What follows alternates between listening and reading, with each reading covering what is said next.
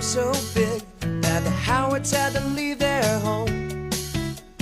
Clifford's the best friend anyone could know. He's the greatest dog ever, I really think so. Clifford's so loyal, he's there when you call.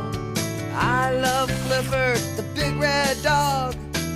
So they packed up a family car, and the Howards left the city.